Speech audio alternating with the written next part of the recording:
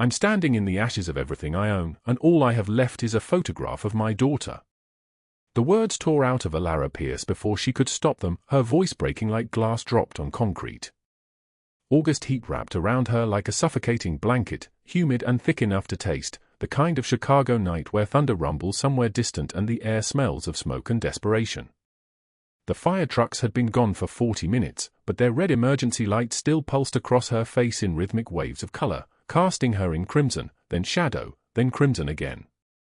She stood on the cracked sidewalk outside the 4-story apartment building at 2:47 in the morning, her right hand gripping her 6-year-old daughter Lily's small hand, her left fist clenched so tightly around her mother's gold locket that the chain had cut into her palm, leaving a thin line of blood. Ash fell like snow around them. Actual snow. In August. The building behind her was still smoking, still settling, the windows on the 3rd floor where she lived now just empty black sockets staring at nothing. Everything was gone. The furniture her grandmother had left her, the worn burgundy sofa that had cost $17 at a thrift store 9 years ago but held Lily every Sunday morning while they watched cartoons. The dresser with her daughter's school uniforms folded carefully inside. The 5 stuffed animals that Lily slept with every single night, arranged in a specific order that could never be replicated. The kitchen table where Allara and her daughter ate breakfast together, just the two of them against the world. All of it. Consumed. Erased. A fire inspector approached her, his uniform streaked with soot, his clipboard trembling slightly in his hands. He was older, maybe 60, with kind eyes that couldn't hide what he had seen in that building. His voice came out gentle, the way people speak to the terminally ill. "Do you have somewhere to go tonight? Someone we can call for you?" Allara didn't answer. Not because she didn't hear him. She heard him perfectly. She heard the tick-tick-tick of the radio clipped to his belt. She heard the creak of settling metal somewhere inside the building behind her. She heard Lily's breathing, rapid and panicked, the breathing of a child who had just watched her entire world burn. She didn't answer because the truth was a thing too heavy to say out loud. She had nowhere to go. Her mother lived in a nursing home in Indiana where Allara visited every month, spending money she didn't have on gas because Lily deserved to see her grandmother. Her ex-husband was dead, his medical bills the reason she had inherited $200,000 in debt instead of life insurance. She had no siblings, no cousins who still spoke to her, no friends with extra beds. The eviction notice that had been taped to her apartment door this morning, the one demanding she pay her landlord within 7 days or face legal action, was now nothing but ash and carbon, lifted on the August wind. In her apron pocket, the one that still smelled of coffee and grease from the dinner shift she had worked 6 hours ago, she had exactly $78. A 50. 2 20s. 8 ones. That was her entire net worth. That was every penny she possessed in this world. $78 standing between her and absolute oblivion. The inspector's eye softened further. He was about to offer her something, a contact number maybe, a shelter, a resource. But what he didn't know, what Allara didn't know, was that this fire was not an accident. The accelerant used had been carefully chosen, the timing calculated with precision, and somewhere across the city in a penthouse with floor-to-ceiling windows overlooking Lake Michigan, a woman named Cordelia Blackwood was pouring herself a glass of champagne and smiling at the thought of Allara Pierce's destruction.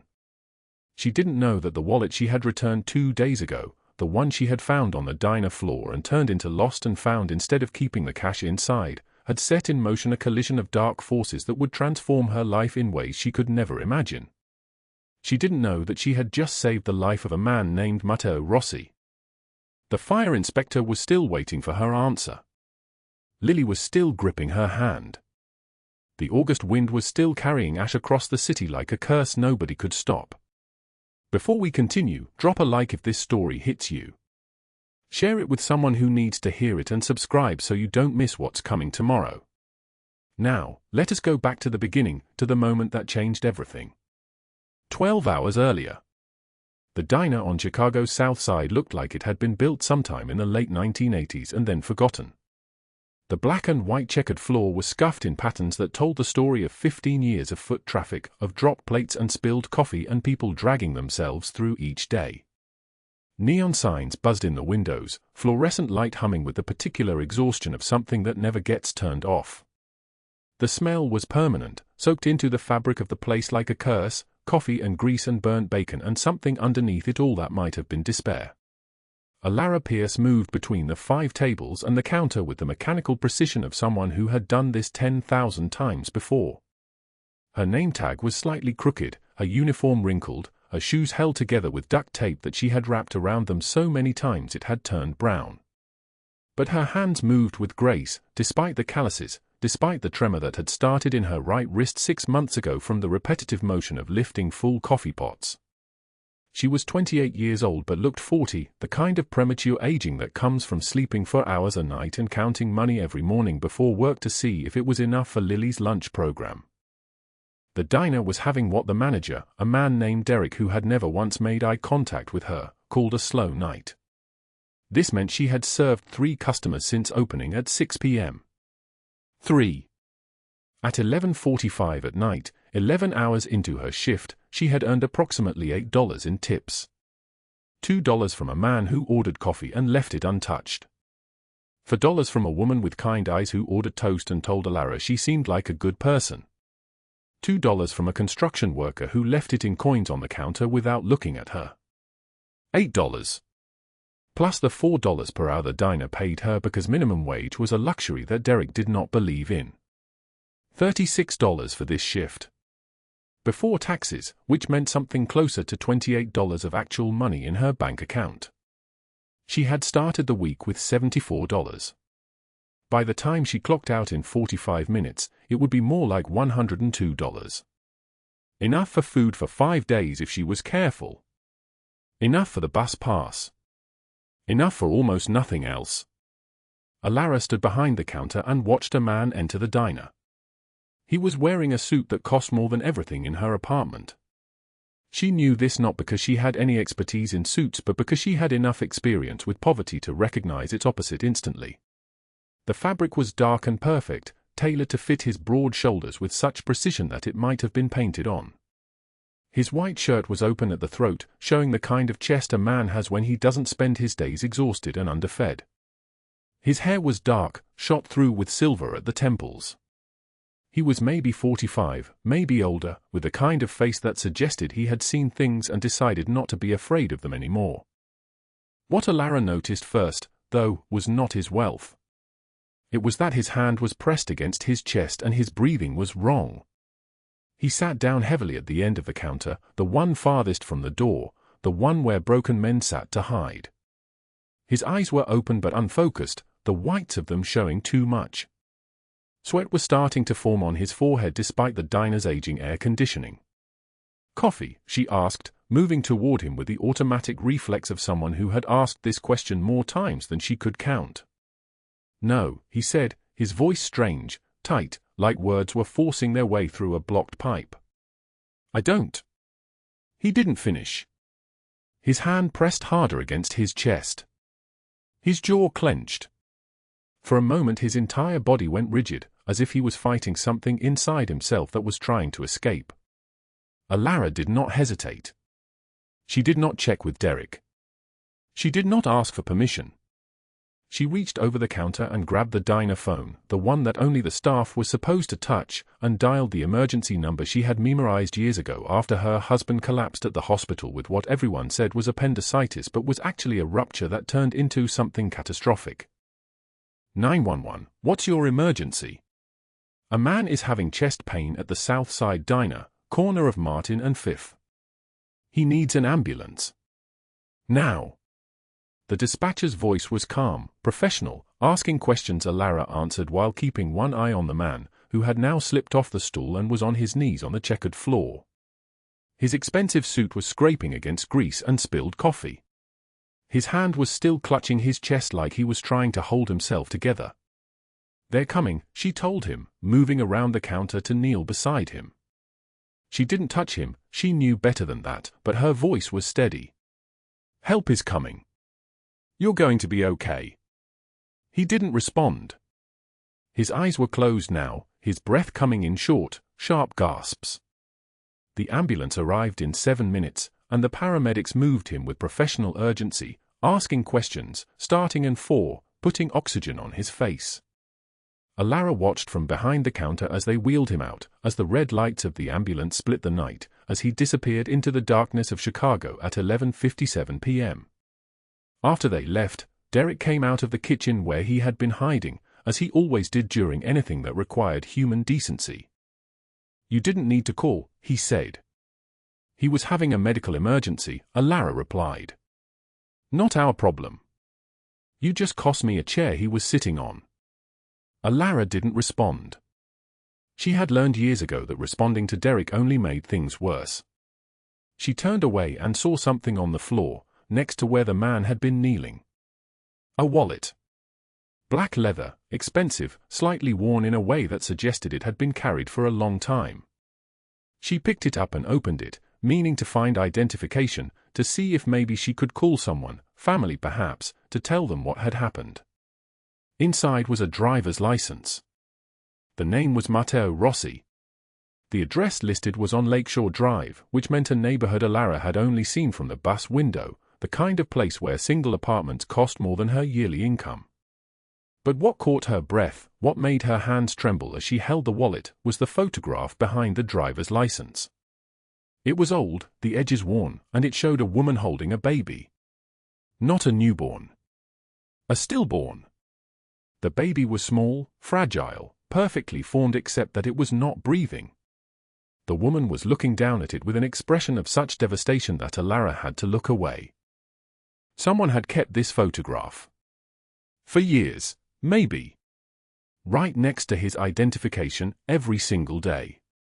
A memory of loss so profound it had become a permanent part of him. Allara closed the wallet carefully, as if the act of being gentle with it could somehow honor the grief it contained. She should have thrown it away. She should have given it to Derek, who would have thrown it away. She should have done a lot of things. Instead, she clipped it to the lost and found behind the counter, slipped off her apron, and clocked out at exactly midnight, $78 richer than she had been that morning and infinitely unaware that she had just set fire to her own life. 48 hours before the fire that would burn away everything Allara Pierce owned, the fluorescent lights at Rose's diner hummed their endless, exhausted song. The lights had hummed like this for 23 years, the same frequency, the same bone-deep tiredness embedded in every flicker. It was 11:34 p.m. on a Tuesday night in August, the kind of night where the heat never lifted, where the air hung thick and suffocating like a wet hand pressed over your mouth, and Allara stood behind the counter with her apron soaked through with sweat and coffee and the grease of 1,000 dinners that were not hers to eat. Her feet screamed in cheap shoes that cost $11 at a discount store. The shoes had lasted for months. She was on her third pair this year. Simple mathematics, $36 spent on shoes that fell apart, money that could have stretched further if the world were kind, if the world were fair, if her dead husband had not left her drowning in debt and shame. The register showed her the final count of the night. $43. 9 hours of work, of smiling at strangers who did not see her, of refilling coffee cups for men who looked through her like she was part of the furniture, and she had earned $43. The money sat in her apron pocket like a stone. $43. It would need to last until Friday. She had counted the bills 3 times already, as if a recount might transform them into something more substantial, something that could actually mean something. She was 32 years old but looked like someone who had lived through a war. Her dark hair, once thick and shiny, hung in a thin ponytail that felt like a noose around her neck. Her hands were calloused from washing dishes, from wringing out rags, from 1,000 small violences that service work inflicted on the body. Her eyes were the color of winter water, gray-blue, and exhausted, and they had stopped expecting anything good to happen a long time ago. Maybe 6 months ago. Maybe longer. Time had become such a strange thing, stretching and compressing, each day feeling like a year and each month like a single endless afternoon. Across the street, in an apartment with 1 bedroom that she shared with her 6-year-old daughter Lily, an eviction notice was taped to the door. She had looked at it for 3 days now without opening it, the way you might look at a photograph of a dead person you once loved. The notice was dated August 15th. It demanded $200,000. $200,000.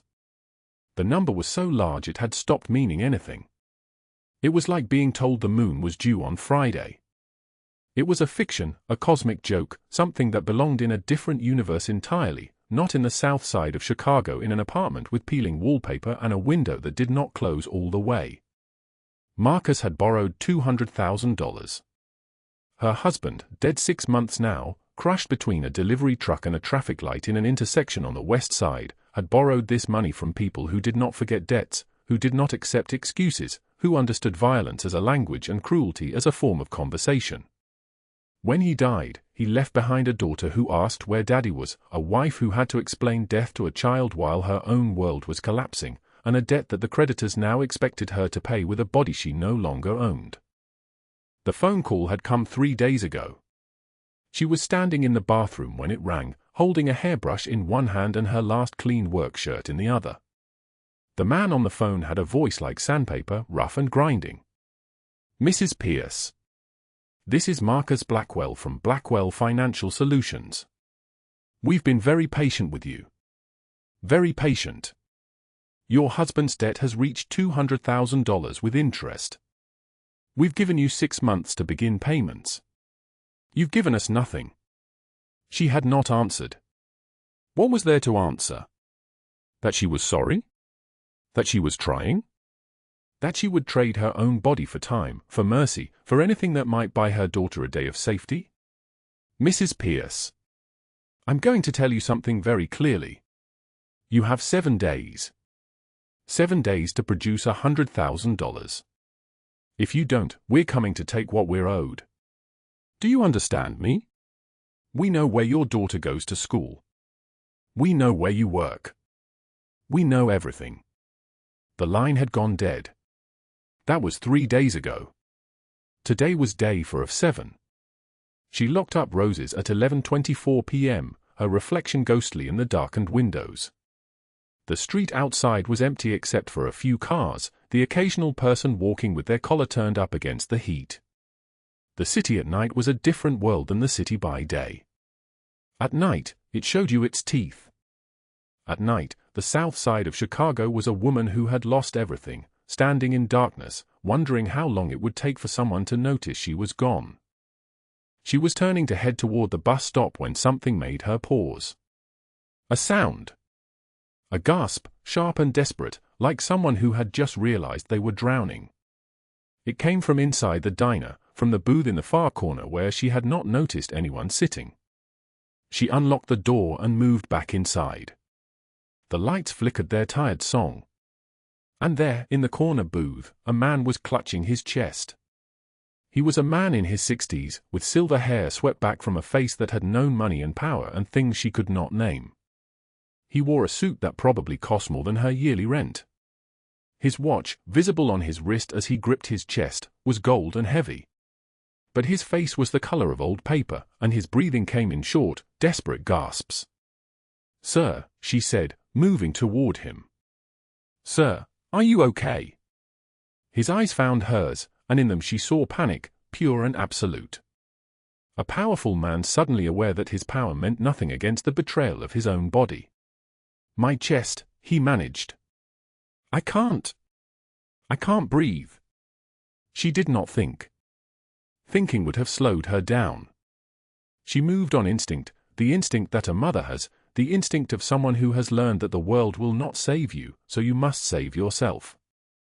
She shouted for Derek, the night cook, to call 911. She moved the man onto the floor, checking his pulse at his neck the way she had learned years ago in a community center class she could barely afford. His pulse was fast, racing like a trapped bird, but it was there. "Stay with me," she said. "An ambulance is coming. Just stay with me." His eyes held hers, and for a moment she was no longer a waitress he had never seen before. She was the only solid thing in his world. The only thing that was not spinning. The ambulance came in minutes, though it felt like hours. The paramedics moved him with professional efficiency, loading him onto a stretcher, firing questions at her about whether she knew him, about his symptoms, about whether he had any medical history. She shook her head to everything. She did not know him. He was a stranger who had ordered an espresso and then his heart had decided to betray him in a diner on the south side. As they carried him out, she noticed his wallet on the floor beneath the booth. It had fallen from his jacket pocket, a small rectangle of expensive leather that caught the fluorescent light. She picked it up, meaning to give it to the paramedics, to return it to its owner. But they were already outside, and the moment had passed. She opened it carefully, looking for identification, some way to contact family. Inside was a driver's license. The name was Matteo Rossi. The address on Lakeshore Drive. A place she had only seen from the bus window, neighborhoods that existed in a different world than the one she inhabited. Neighborhoods where people did not count pennies. Where debts were not sentences. Where you could breathe. There was money in the wallet. $2,000 in cash, folded carefully. She did not touch it.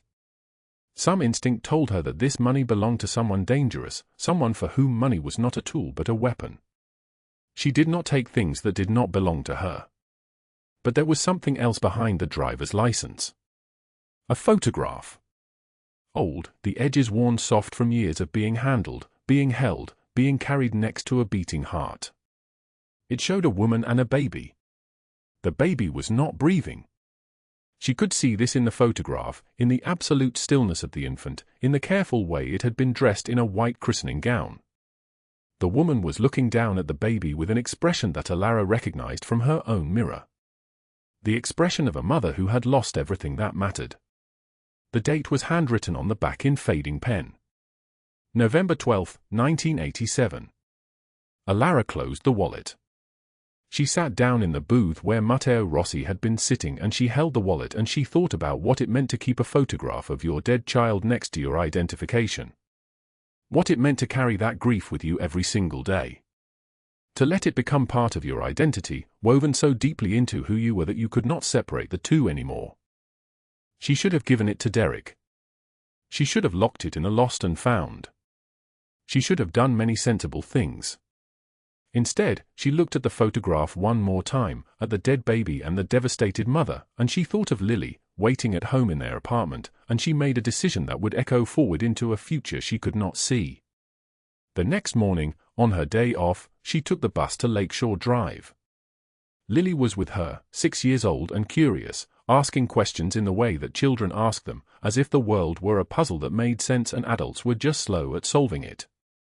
"Mama, where are we going?" "To return something." "What did you take?" "Nothing. I'm returning something someone else lost." They got off the bus and walked. The neighborhood changed as you moved north. Poverty gave way gradually to comfort, comfort gave way to luxury, and luxury became something else entirely. Something that looked like stone and security and the kind of permanence that old money bought. The mansion appeared behind iron gates. 3 stories of pale limestone, windows that reflected the morning light like they were guarding secrets.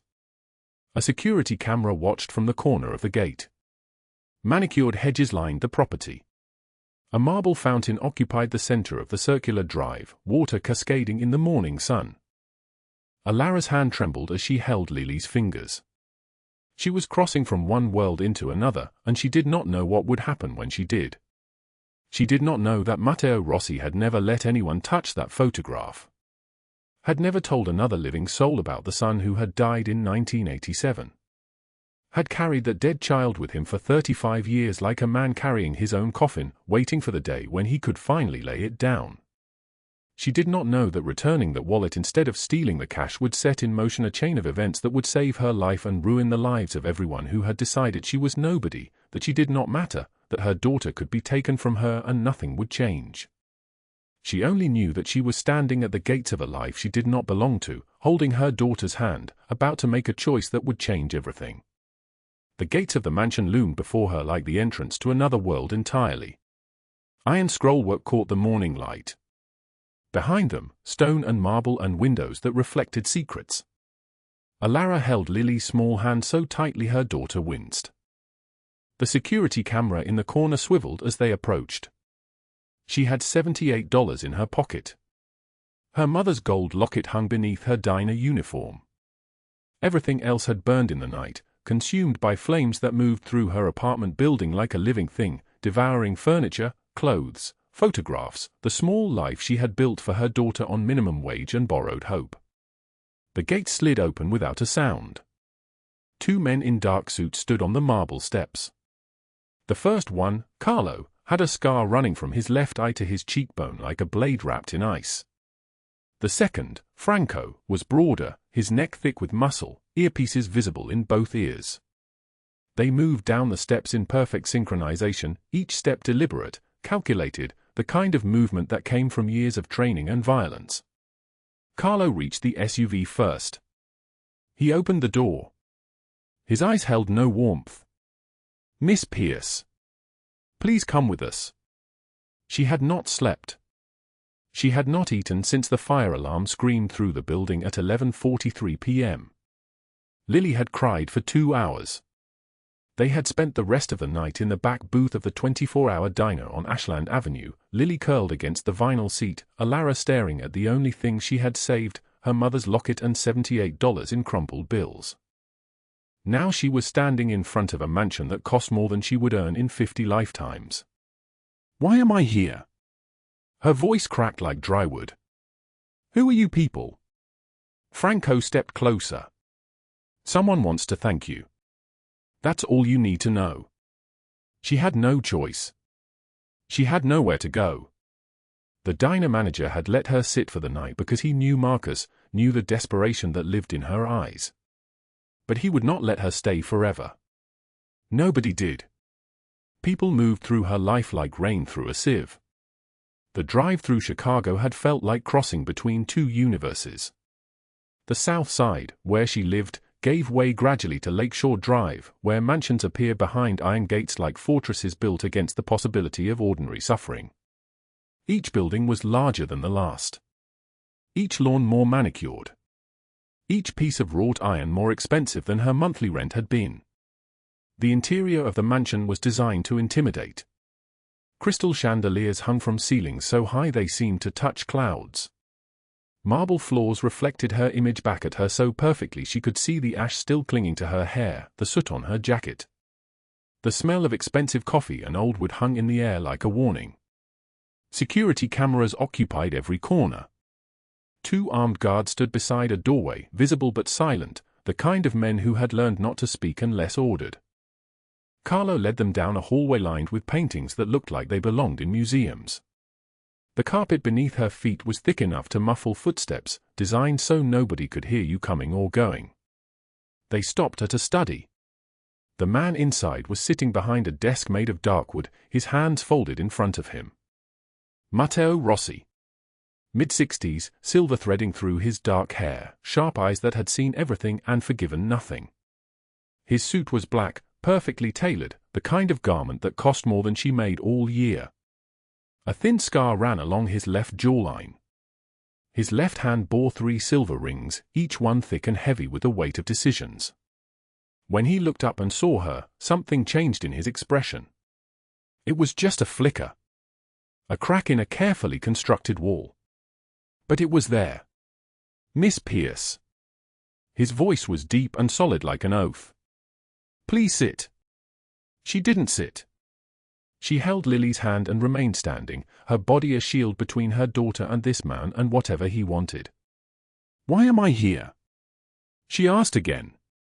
"How do you know my name?" Matteo rose slowly from behind the desk. He was tall. Taller than she expected. The kind of tall that made her feel small, which she already did, which was probably the point. "Because 2 days ago, you returned something to me that no one else would have." He walked to a glass case on the wall. Inside was a wallet. His wallet. And beside it, in a small frame, was a photograph. That photograph. My son. Alessandro. He was born on March 14, 1987. He lived for exactly 1 hour before his heart stopped. His voice did not crack. But his hands, when he placed them against the glass, trembled slightly. I have carried this photograph every day for 36 years. In my pocket. Against my heart. When I collapsed in that diner, I thought I would die without it. A heart attack at 62 years old, too much stress, too many enemies, too many years of violence catching up with my body. I was certain my last thought would be of my son, and I thought I would take that thought with me to wherever dead men go." He turned back to her. "But you called an ambulance. You found my wallet. And when you could have taken the $2,000 in cash, you instead drove across the city to return it." Allara's own voice trembled like a candle in the wind. "I'm sorry about your son. I am.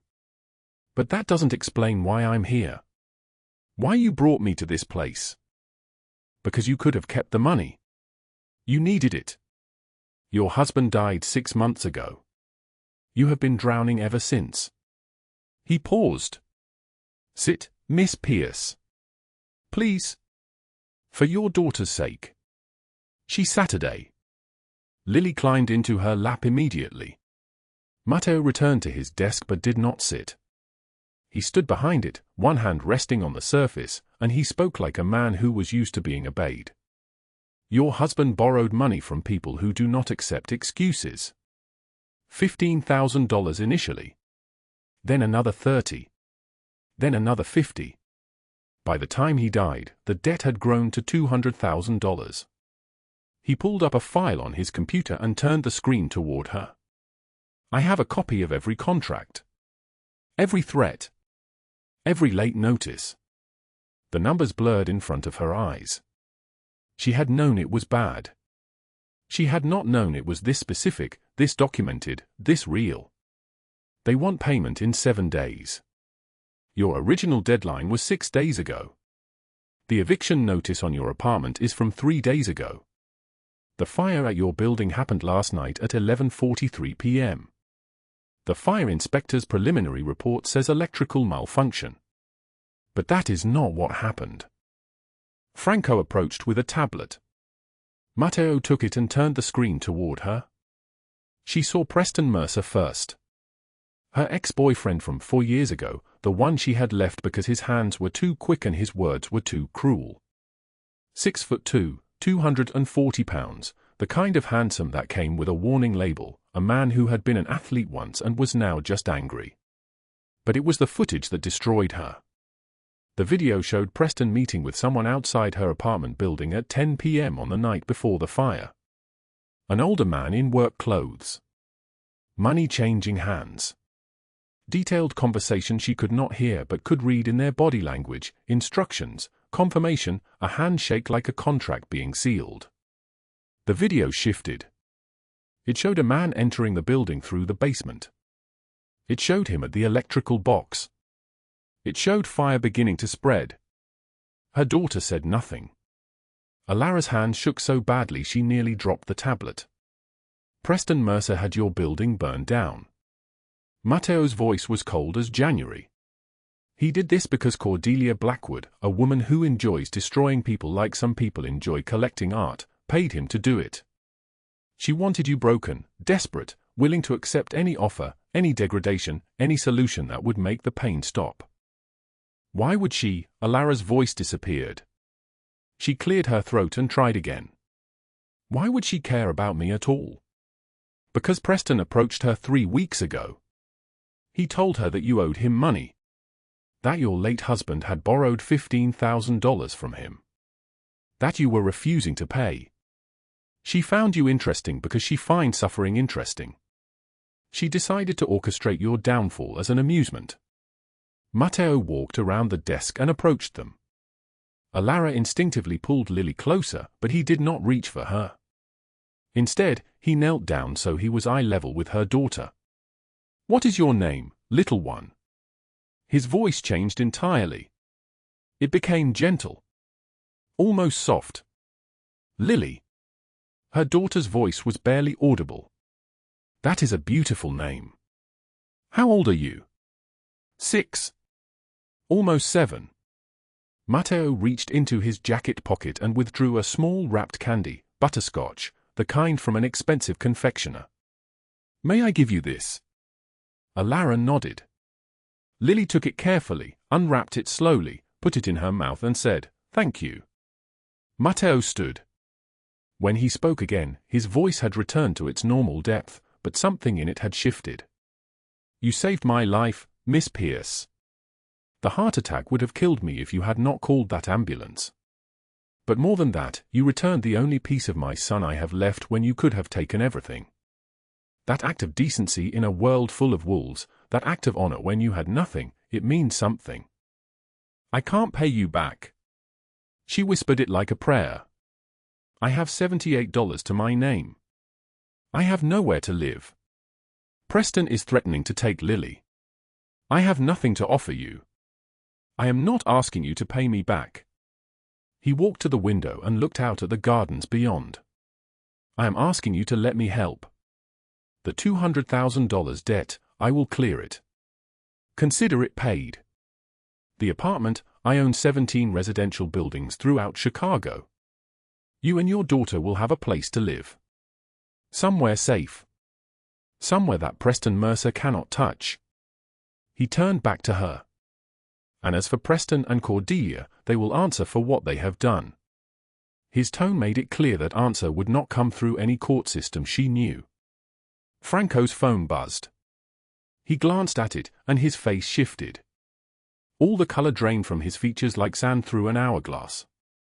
He stepped close to Matteo, whispered something in Italian that Allara could not understand. Matteo's jaw tightened. A muscle jumped beneath his left eye. "What is it?" Allara's voice had gone very small. Franco spoke because Matteo did not. "Preston Mercer filed for emergency custody of your daughter this morning. He claims you are an unfit mother. No home. No income. No stability. The hearing is tomorrow at 9 a.m. The room tilted. The marble floor seemed to shift beneath her feet like water. Lily's small hand grabbed hers. "Mama? What's happening?" Allara could not speak. Could not breathe. Could not do anything but hold her daughter and feel the ground opening beneath them both. Matteo's eyes had gone the color of storm clouds. Something dangerous moved behind them, the kind of danger that had spent 62 years learning how to destroy things. "Tomorrow morning," he said quietly, "Preston Mercer is going to learn why it is unwise to threaten a child under my protection." He picked up the photograph of his dead son. He held it for just a moment, then placed it gently back in its frame. "No one takes what belongs to me." Allara held her daughter and watched this man, this dangerous man, this man with blood on his hands, and she understood in that moment that she had made a choice she could not undo. She had accepted help from the kind of person who solved problems by making them disappear. The courtroom doors burst open at 10:22 in the morning. 12 federal agents in tactical gear flooded through like a dark tide, their badges catching the fluorescent light. The marble floors trembled with their footsteps. Everyone froze. The judge's gavel hung suspended in air. Allara's breath stopped in her chest. The lead agent, a woman with a granite jaw and eyes that had seen 1,000 guilty faces, stepped forward. Her voice cut through the stunned silence like a blade. "Preston Mercer. You are under arrest for arson, attempted kidnapping, conspiracy to commit fraud, and making terroristic threats against a minor. You have the right to remain silent. Anything you say can and will be used against you in a court of law." Preston's face went the color of old concrete. He stumbled backward, knocking over his chair with a sound like a gunshot. "What? This is insane. This is a mistake." His voice cracked like thin ice. He pivoted toward the door, toward the hallway, toward escape, but 2 agents were already moving. They crossed the space between him and freedom in 3 seconds. He tried to run. They tackled him. His body slammed against the polished floor hard enough that the impact echoed through the courtroom. The sound of bone meeting marble. He was screaming now, all pretense burned away. "You can't do this. I have friends. I have connections. You don't understand who you're dealing with. I have cops on my side. I have..." His voice devolved into sobbing, high and keening, the sound of a man whose world was collapsing in real time. His expensive suit tore at the seam. His forehead scraped against the floor, drawing a thin line of blood. Allara watched it happen and felt nothing. Not satisfaction. Not triumph. Just a vast, hollow clarity. Cordelia Blackwood stood frozen in the gallery where she had positioned herself perfectly for the journalists she had invited. She wore a Chanel suit the color of fresh cream, pearls at her throat, her blonde hair arranged in calculated waves. She had come to watch Allara's humiliation become public. She had brought cameras to document a broken woman losing her child.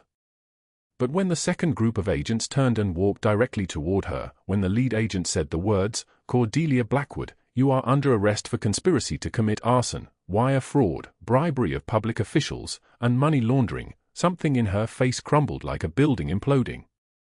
The blood drained from her features in stages. First her lips went white. Then her cheeks. Then her eyes widened with a kind of animal terror she had never expected to feel. She had spent 49 years insulated by money, protected by networks, shielded by connections. She had believed herself untouchable. She was not untouchable. "This is a mistake," she said, and her voice was barely a whisper. "Do you understand who I am?" "My lawyers will." "Your lawyers," the agent interrupted, "are currently being raided for evidence tampering. You can speak with them after you've been processed and booked." The handcuffs went on. Real metal. Real weight. Real consequence. A journalist's camera flashed and caught the exact moment Cordelia Blackwood's composure fractured. That photograph would be in the Chicago Tribune by evening. That moment, her perfect face twisted in shock and terror, would be shared across social media 300,000 times before midnight. Meanwhile, Preston Mercer was being dragged out of the courtroom by his arms, his feet scraping against the marble floors, leaving a faint smear of blood. He was sobbing so hard he could barely breathe. "Allara! Allara, please! Tell them this is wrong. I was trying to help you. I love you. Please, tell them." Allara Pierce looked down at him, this man who had burned down her apartment building, who had stalked her, who had tried to steal her daughter, and she felt the strange power of pity mixed with absolute refusal. "You burned down my home," she said quietly. Her voice did not tremble. "You tried to take my daughter. There's nothing left to say to you, Preston." He disappeared through the doors, his screams fading into the corridors of justice. The bathroom had been her rock bottom. She remembered it with the clarity of trauma, how her body had failed her, how the tile floor had been cold against her skin, how she had held her mother's gold locket and felt the world collapsing. She remembered Cordelia's voice bleeding through the bathroom door, intentional, calculated, designed to destroy her at the moment when destruction seemed easiest. "I should let him have her. Lily would be better off. Maybe the world was right about me." But her mother's voice had come back. "You're stronger than you know, baby girl. When the world breaks you, you get back up." And Lily's laugh, pure and bright as a bell, had pulled her back from that edge. She had walked out of that bathroom and back into the courtroom. She had sat at the defendant's table in her borrowed clothes, had watched Preston's lawyer present his evidence of her poverty and her ruin, had felt the judge's doubt hanging heavy in the air. Her public defender had been kind but ineffective, underprepared against the money and strategy that Cordelia's connections had purchased. For a moment, just a moment, it had seemed like the world would take her daughter. And then the doors had opened. The courtroom emptied slowly. The judge shook his head in disbelief. The lawyers gathered their papers with shaking hands. Security cleared the spectators. The journalists who had come to document a custody hearing were instead filing footage of a federal takedown, and every single story would begin the same way. In a stunning reversal, federal agents arrived at the Chicago courthouse this morning to arrest Preston Mercer and prominent socialite Cordelia Blackwood on charges of conspiracy, fraud, and arson. Matteo Rossi waited until the chaos had cleared, until the fluorescent light seemed to ring with silence, until the only people left were the judge, 3 clerks, and Allara standing alone at the defendant's table. He approached her slowly. His footsteps were measured, deliberate. Carlo and Franco remained by the doors like sentries. When Matteo reached her, he was tall enough that she had to look up, had to crane her neck, had to place herself in the vulnerable position of needing to see his face. "The FBI has been building a case against Cordelia Blackwood for 6 months, he said quietly. Wire fraud. Money laundering. Corruption involving city officials. She had become too visible, too reckless, too convinced of her own untouchability. I simply provided them with the evidence that connected the arson to her conspiracy. As for Preston, his police connections were to men who are being arrested in coordinated raids across the city as we speak. 3 corrupt officers. All with evidence documented. All with their corruption now exposed. What happens to them?" Allara's voice was steady, but her hands were trembling. "Federal prison." Matteo's dark eyes reflected the courtroom's fluorescent light. "Preston is facing 40 years minimum. Conspiracy to commit arson. Attempted kidnapping. Wire fraud to file false custody claims. Cordelia, with her money laundering charges added to the conspiracy charges, will likely spend the remainder of her life in federal custody. Death would be too quick. Too easy. Too merciful. But this, watching their empires crumble, their names destroyed, their freedom gone, their legacy transformed into criminal records that will follow them into dust, this is justice." The courtroom doors opened again. A social worker emerged with Lily in her small hand. The child's eyes scanned the room until they found her mother. Then she ran. She ran in that way only small children can run, her entire body committed to the movement, no hesitation, no reservation, just pure forward momentum toward safety. Allara collapsed to her knees. She had not planned to, had not decided to, but her legs simply gave way. Lily crashed into her, and Allara wrapped her arms around her daughter and held her like she was the only real thing in a world made of fog and terror and uncertainty. She pressed her face into Lily's hair. She breathed in the scent of her child, strawberry shampoo and warmth and everything that mattered. She did not cry. Not yet. But she felt something inside her begin to thaw, begin to heal, begin to remember that survival was possible, that safety was possible, that love could endure even when everything else burned. Matteo Rossi watched this moment from a distance, his expression unreadable. Carlo approached him, stood beside him in that easy way of men who had stood together through violence and consequence and the strange codes that bound their world together. "Boss, you didn't have to go this far," Carlo said quietly. "The custody case would have been won some other way." Matteo's eyes remained on Allara and her daughter. "She returned my son to me. Not in the flesh, but in the memory. She found his photograph in my wallet and brought it back when she could have disappeared into the city. She could have sold that wallet. She could have taken the money inside and vanished. Instead, she brought a dead man's most precious possession back to his father. Some debts cannot be repaid with money. Some debts can only be repaid in kind." Thunder rolled across the Chicago sky. Outside the courtroom windows, the August heat broke like a fever, and rain began to fall. Not a drizzle. Real rain.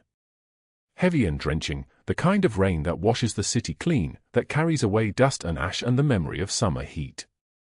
The drops drummed against the glass like 1,000 fingers tapping in rhythm.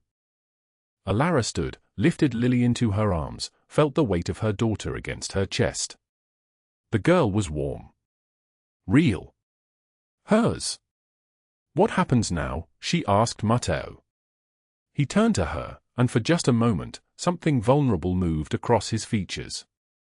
"Now, Allara Pierce, you disappear from the life of poverty and pain you have known. Now, you begin to become what you were always meant to be. Now, the world knows your name. Not as a victim, but as the woman who saved a life, who kept her integrity when the world tried to take it, who never stopped fighting for her daughter. Now, you begin to live." Outside, the rain fell harder. Thunder split the sky. And somewhere in the distance, a rainbow began to form through the breaking clouds. 1 week after the courtroom rain, September had arrived in Chicago with a cooler breath. The August heat that had suffocated the city for 2 months finally broke, replaced by nights where the air held the promise of autumn. Inside the mansion on Lakeshore Drive, Allara lay awake in a bed that felt too large, too clean, too quiet. The guest wing that had been prepared for her and Lily occupied an entire floor, rooms so spacious that each one could have held her old apartment 3 times over. Lily slept in the adjacent bedroom, her small form barely visible beneath a quilted comforter, surrounded by toys that Matteo's staff had purchased over the past 7 days. Expensive toys. The kind that lit up and made sounds and had never been played with by a child who needed to stretch her imagination around a cardboard box. Allara rose at 2 in the morning because sleep would not come. She wore a robe that had been provided, soft fabric the color of cream, worth more money than she had earned in 3 months of double shifts at the diner. Her feet were bare as she moved through the hallway, past the kitchen where marble countertops gleamed under low lighting, past the formal dining room where she and Lily had eaten dinner with Matteo the night before. His study was on the east side of the mansion, a room lined with books that looked like they had been read, not simply displayed. The door was open. Inside, Matteo sat in a leather chair facing a window that overlooked the dark expanse of Lake Michigan. On the desk beside him sat a framed photograph. He looked up when she appeared in the doorway. "Allara," he said, and his voice was different at 2 in the morning, softer, stripped of the command that usually shaped his words. "Come in." She crossed the threshold, and he gestured to the chair beside his own. When she sat, she could see the photograph clearly. A baby. Newborn, perhaps 6 hours old, his tiny fist closed around nothing. The photograph was black and white, the edges worn from handling. "Alessandro," Matteo said quietly. "My son." Allara said nothing. Words felt too small. "He was born stillborn," Matteo continued, still looking at the photograph. "Gabriella, my wife, she carried him full term. We went to the hospital at 3 in the morning because she felt something was wrong. And he was. His umbilical cord had wrapped around his neck. The doctor said it happened weeks before, that there was nothing anyone could have done. That it was a tragedy, not a failure. But Gabriella, she couldn't hear that. She held him for 2 hours after he was delivered. Just held him, even though he would never open his eyes, never cry, never know her name. Outside the window, Lake Michigan was invisible in the darkness, but Allara could hear it, the soft rhythm of water against the shoreline, steady and eternal. Gabriella died 2 years after that, Matteo said. The doctors called it congenital heart failure. But I knew the truth. She died of grief. I never dismantled the nursery. It's still there, down the hall. White crib, mobile shaped like stars, clothes folded in drawers that have never been opened. Allara turned to look at him. His profile was sharp in the dim light, the scar that ran from his eye to his cheekbone almost invisible. "I'm so sorry," she said. "And your husband?" Matteo asked, though his voice made clear he already knew. "Tell me about Marcus." Allara felt something crack open in her chest. "He was good," she said slowly. "Not perfect. He made terrible financial decisions. He trusted people who didn't deserve his trust. But he loved Lily with everything he had. The accident was quick. A delivery truck ran a red light. The doctor said he died before the ambulance even arrived. Sometimes I'm grateful he didn't suffer. Other times I'm angry he left us with this mess, the debt, the eviction, Preston circling like a vulture." She paused. "I don't know which feeling is worse." They sat in silence. Outside, a car passed on the street below, its headlights briefly illuminating the room before darkness swallowed it again.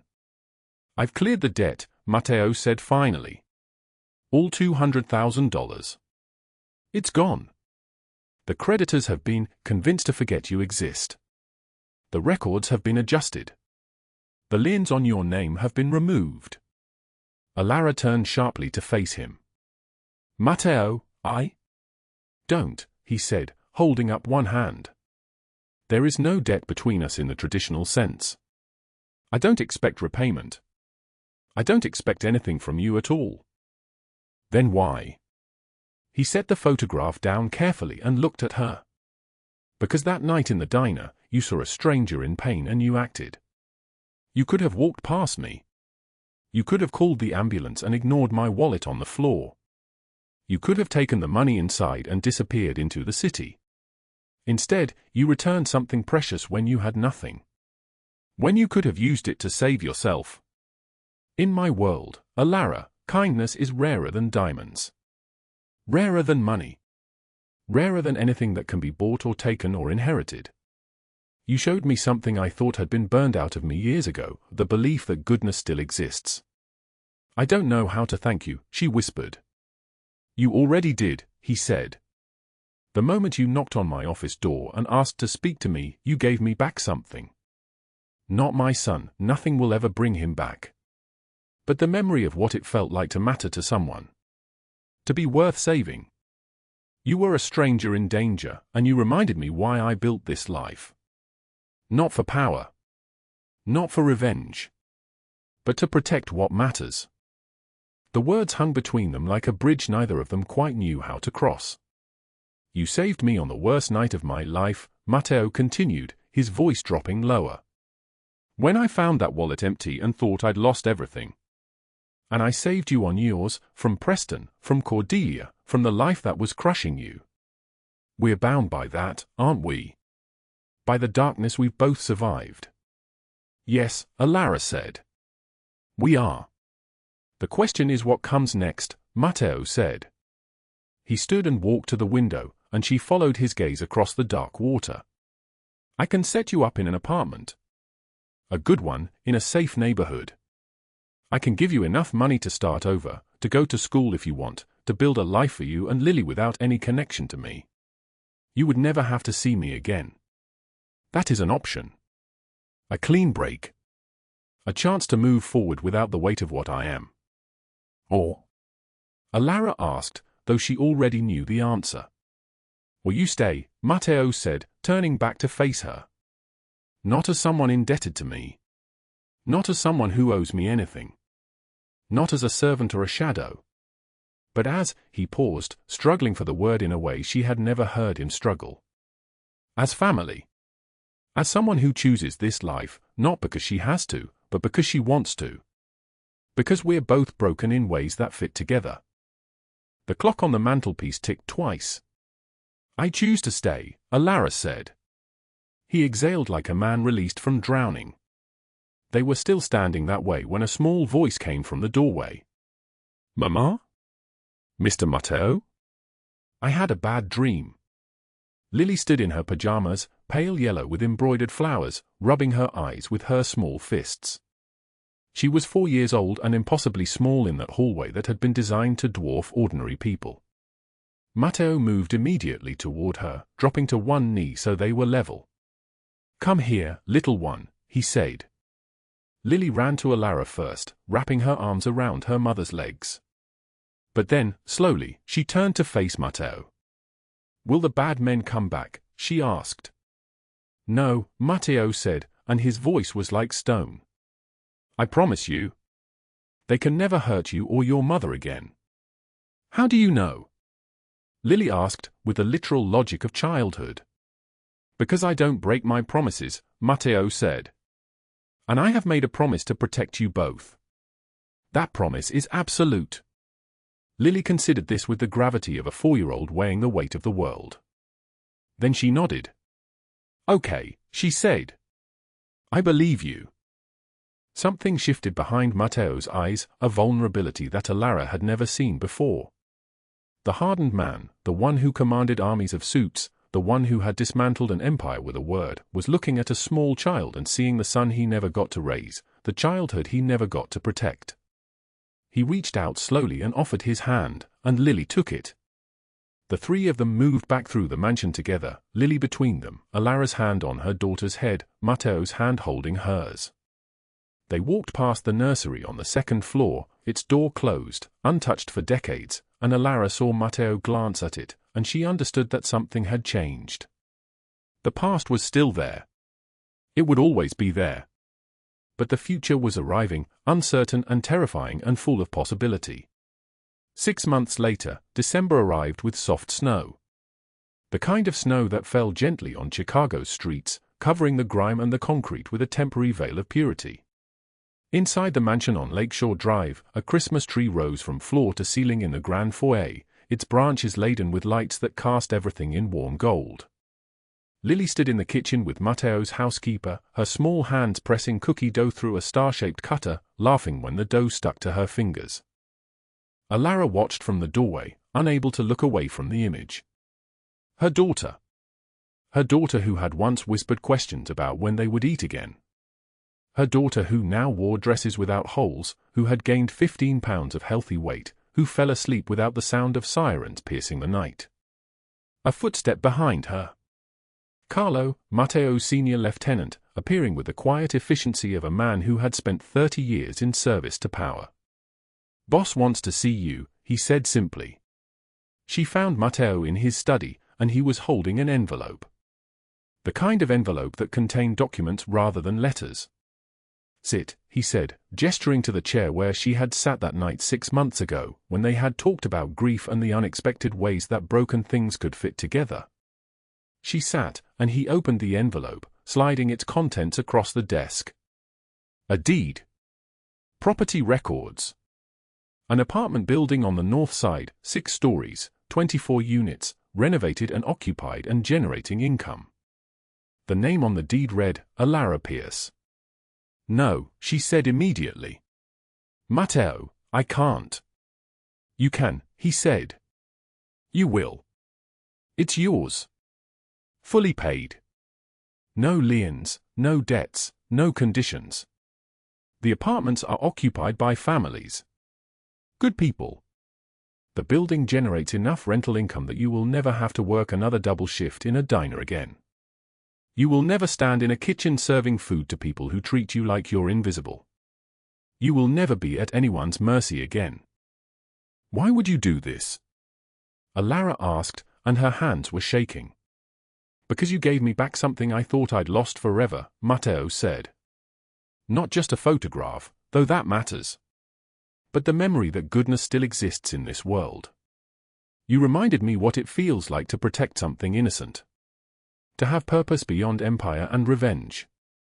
You reminded me that there's a reason to build something, even when the world is dark." Tears ran down Allara's face. "I don't know if I'll ever feel safe again," she said. "I try, but the fear." "It takes time," Matteo said.